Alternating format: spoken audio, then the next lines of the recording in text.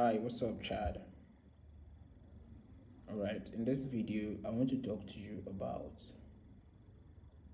the mindset for execution, hand holding.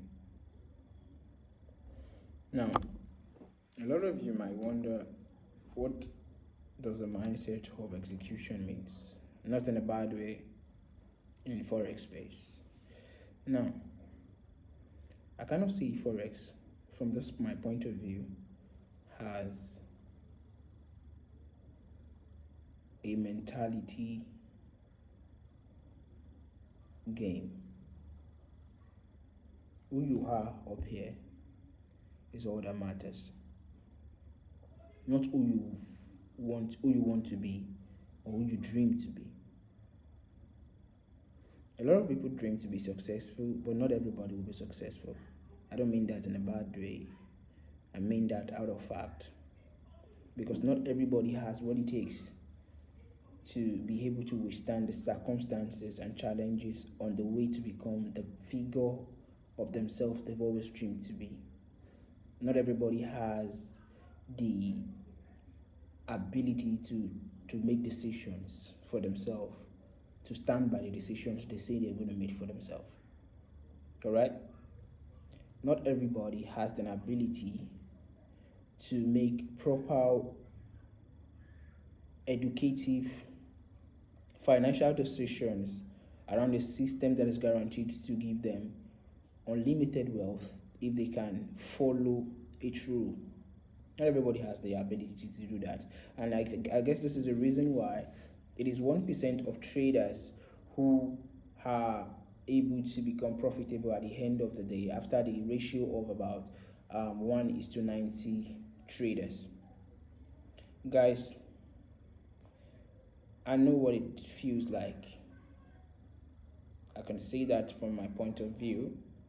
I know you watching me could actually be experiencing what tough life is. I mean, your life could be more tougher than mine. I know, right? But I want to explain something to you guys. I've been trading for the past 3 years. And I kid you not, guys. I've never in my life made $500 from the Forex space. The day I do that, I'm going to make a video of it, and I'm going to post what my mentality is. I've never done it. Everything you see here, this current house that I'm living, I've been paid off by my hard work, alright? I work in a factory. I'm just coming back from work. I work, I say I'm going to die. When I get home, I spend the remaining time of my life to document this video for you guys, to analyze the chart. Now, if I don't do all of this, I have choices not to do all of this. I have choices to go party with my friends. I have choices to go chase around the girls, the fine girls who likes me, who are in my DMs and want to talk to me. I have choices to do all of that. But do you know what is at stake? It is the next 5 years of my life that is at stake. I don't want to be 30 and be struggling to feed from hand to mouth. Alright? And then start going from churches to churches, praying for a demon that has never fought me, but my own inability to be disciplined and make the right decisions for myself. There are a lot of failed fathers in Africa who all they do is give birth. I'm speaking from experience, guys. All they do is give birth. They have no plans for their child, of how their child's future is going to turn out.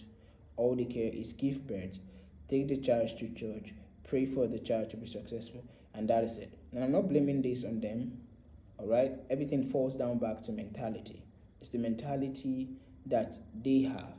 It's the mentality that their parents pass on to them and they adopt, alright? But why am I saying all of this? I'm saying all of this because I'm trying to make you all see the situations of what it feels like to come from a third world country and try to fight your way to the top, especially when you have no supporter and all you have to do is to strive all by yourself. Alright? Guys, in this video, especially in this one I'm making, I like to give you a view of my life. Alright? So while I was in the north, because I grew up in the north, I grew up among the Hausas, and of course I know how to speak Hausa in the Nigerian northern side. All right, I made a lot of friends. I made a lot of different cultured friends, Fulani friends, and Hausa friends. Of course, I still know how to speak their language. Don't worry, one of these days you see me speaking their language. All right. So when I came back from the north, I have a very poor mentality. I usually go to the mosque to eat with my fellow Awusas, and they will look at me and be like, "Yo, your skin doesn't even look like an Awusa guy. Are you sure you're an Awusa?" I'll be like, "Of course." I'll speak everything in Awusa to them. I'll be like, "Yo, I'm an Awusa guy," and then we became friends. I like their culture. I like the way they see life. I like their point of view, how transparent they are, and all. But until one day, I have a senior brother here in Lagos. He was packing up. He was going for school.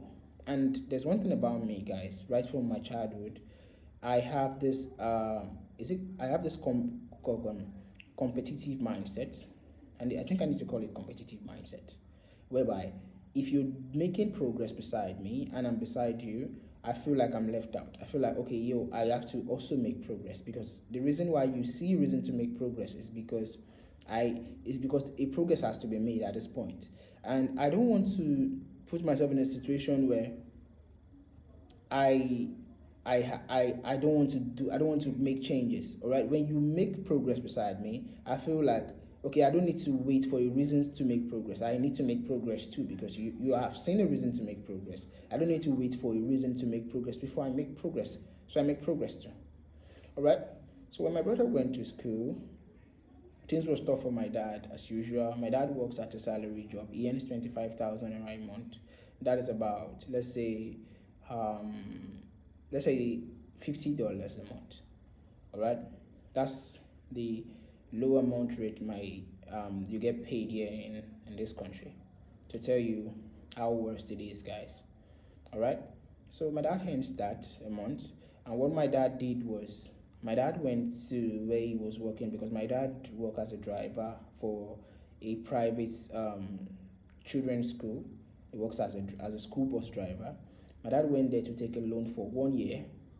All right, 1 year loan, and he sent my eldest brother in the house, because we are three boys and three girls. Sent my eldest brother to school to study aeronautic.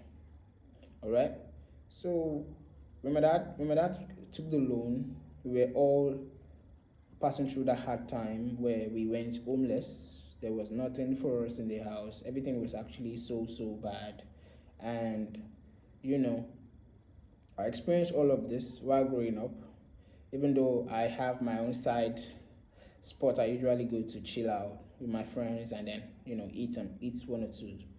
And from there, I figured out, okay, my life cannot continue like this. This man has already become a man that I cannot depend him to fend for me, not because he does not have, even yes, if he doesn't have, but because I understand that, okay, he has to do what he has to do for one of us to at least survive.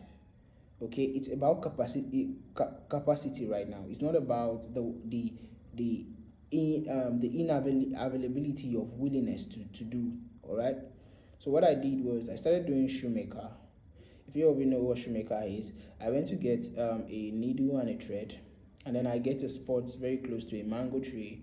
I will sit down there, and then I'll start telling people who pass by that, yo, you got your shoe for polish, I'll polish it for you. You have your shoe for shine, I'll shine it for you. I started doing that right from I think I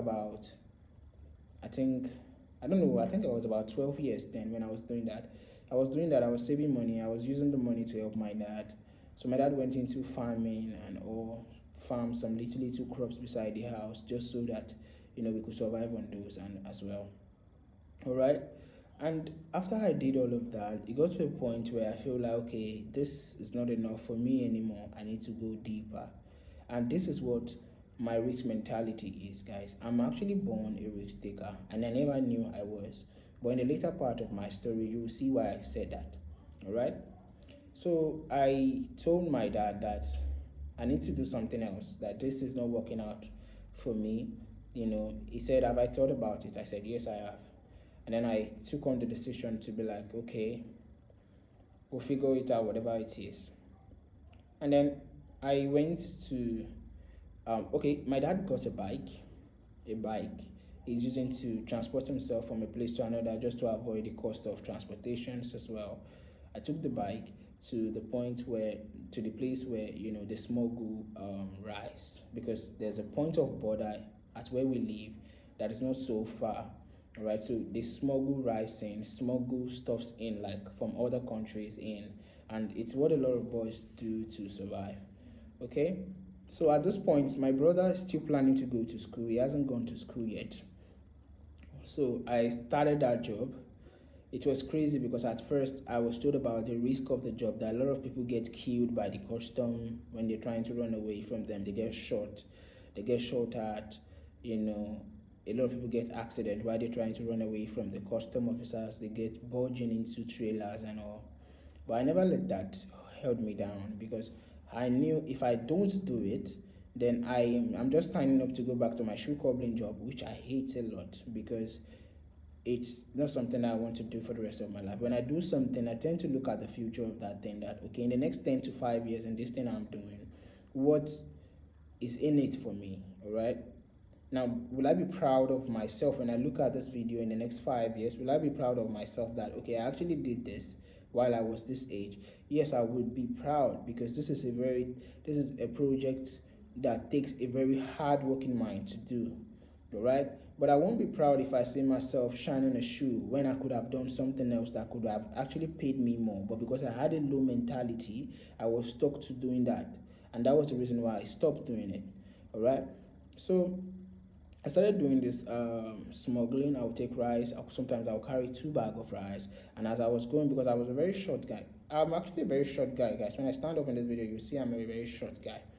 When I started taking take those rice to the point of drop, I get paid 2,000 naira. That's the money that I would make about a week while I'm doing my shoe cobbling job. All right. So I was making that money on the side. I saved up my money. I went, because I never had a certificate for school, so I went to school for secondary school, finished up, write my YA kind of stuff. And then by this time my brother was already going to school, and when he was going to school I felt like, oh yo, this is the only person that I kind of like talk to and all. I felt like, okay, I need to go to school too. So the money that I've saved up from my smuggling, I decided to plan towards going to school. But then I was like, okay, let me go for my last gig. Now this is a very crazy part of the story, guys, because that last gig I went was actually something that I shouldn't have. Now when I went for my last gig for that job, I had a very serious accident, because um, some dog ran into the bike that I was driving. They ran into the bike, and then I stumbled off the bike, and then I landed with my shoulder, broke my shoulder, guys. This part of my shoulder. Now, when I broke the shoulder, that was actually, of course, a full stop to my smuggling business. I stopped doing my smuggling, and then I went into fixing my bones, and then, of course, I went to school from there. All right. When I get to school, guys, my mentality was so fucked up, because when I got to school I had the survivor mentality, I had the maltreating mentality while I was growing up, and I was unable to socialize. I was just all by myself, and was just doing the little things that I could do. All right. But something then happened while I was in school. All right. I got nominated, I got elected for the position of HOC in my class. I led about 3,000 students in my department, and that gave me a sense of leadership, because I never even know what it means to be a leader. I usually see people leading other people, and I feel like, okay, maybe it's their thing, and I was never called to do that. But until when I led, and when I led, I kind of see that I have some inner discipline within myself that I never thought was there. All right. I could actually be short, but the way and manner at which I composed and I put people in order, even people that are older than me, and the way they respect me, gives me a sense of like, okay, maybe I'm not totally useless anyway. Maybe I could have done smuggling, done my shoe cobbling, but I still have some things left in me. Okay, so that gives me a sense of human responsibility, and I felt what it feels like to carry the burden of other people, to carry the the the the responsibility to have people around me that I look after. All right, looking after 3,000 people was not an easy job. All right, I know times and without number I go to the lecturers to defend them for on their project and all, but all that were actually building me for something very bigger than me. Okay, and when I finished my program I was doing in school, I was jobless. Of course, everybody job hunts, right? I was still not satisfied because I knew there was still something left that I could have achieved that I feel like I'm missing out and I haven't achieved yet. And then it was in school somebody introduced Forex to me. The person showed me a his iPad and it was like, yo, look at this thing. I was like, oh, what's this? I love the numbers, color and all. He said, this is Forex. I know it's the Forex I used to get that car. I feel like you should go into it. You'll be good in it. You have discipline. You can control yourself. I know. And I'm like, I'll try. you know, I just brushed it out. I'm like, okay, I'll try. I'll try my best about it. I'll think about it. I know. And I never thought about it. All right, I left it until after 2 years. Then I remember that after when I was job hunting and don't have a job, so I remembered that conversation I had with that person, and I was like, okay, let me just try and give it a shot, guys. I went into Forex, invested my money into it, just like everybody else, and then I blew my money. And I'm like, okay, good, because I love challenges in life, guys. If something is promising to give me financial freedom, and when I tried it at first, it takes out my money. I look at it, I'll be like, okay, there must be something to learn. And when I've learned it, of course, you're going to give me my money back, isn't it? So, ever since then, I've been learning Forex, guys. It takes 3 years. A lot of people will look at me and be like, you're wasting your life away. But they never understand that Forex is a psychological game, yeah? It's a game where it teaches you more than you don't even think you need to learn, all right? This is a lesson I've learned so hard in Forex. Forex teaches you patience, it teaches you self accountability, it teaches you a lot of things. If I start going into it, of course, this video will even be more lengthy. All right, and I'm grateful that I've been able to learn it because it has helped me become more better at my decision making, more better at risk taking, and also more better at being a good leader. All right, and it also helped me to not just grow myself but grow people around me. It helps me to push people towards their goals even when they don't know they need to achieve those goals. I push them towards their goals, and when they are at their goals, they'll be like, I never even know I need to come into this goal. Like, how did you see it? Forex helps you analyze the future, and sometimes with a very tight accuracy you are able to come out.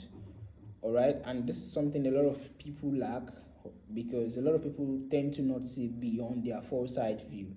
They just see what is currently at their positions, and this is one thing that I'm grateful to have learned so far over the years.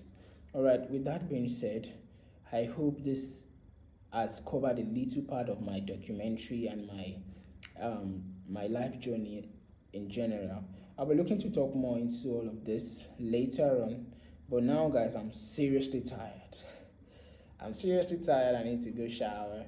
I need to go get some food to eat, and maybe when I relax in my next video, I'll see you in the next drop.